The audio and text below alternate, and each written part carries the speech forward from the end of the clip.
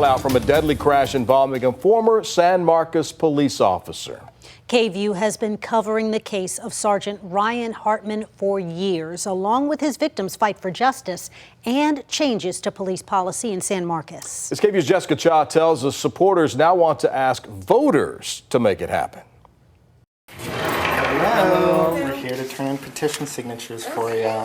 Mano Amiga Safe Community says they're one step closer to justice. This is a petition to remove civil service status for law enforcement officers only. According to Chapter 143 of San Marcos local government law, civil service status for police means there are certain procedures to hiring, firing, and disciplining an officer to keep them free from political influence. 143 helps prohibit law enforcement officers who break the law from being held accountable. Mano Amiga Executive Director Eric Martinez says they're doing it for Jennifer Miller and others like her. She was hit and killed by former San Marcos Police Sergeant Ryan Hartman in 2020 when he ran a stop sign. He was not held accountable.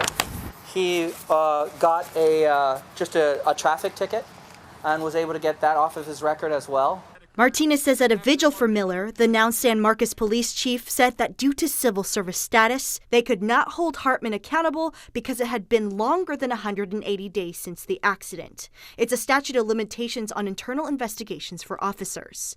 Hartman returned to work the next year with no disciplinary action. We knew that we needed to remove it so that way our community could hold officers accountable for when law enforcement decides to break the law. They tried to take up the issue with City Council, but Martinez says Council's response wasn't good enough. Rather than crumbs, we would take the whole loaf, and the whole loaf is civil service removal. For the past 6 months, Mano Amigas has collected over 700 signatures from the community to remove civil service. It's a 45-day window to verify those signatures, and then it'll go to City Council, who will call it for the ballot on November. Hoping for more for Miller and others. We all deserve a say in how we are policed. We all deserve to have a truly safe community. In San Marcos, Jessica Cha, KVUE News.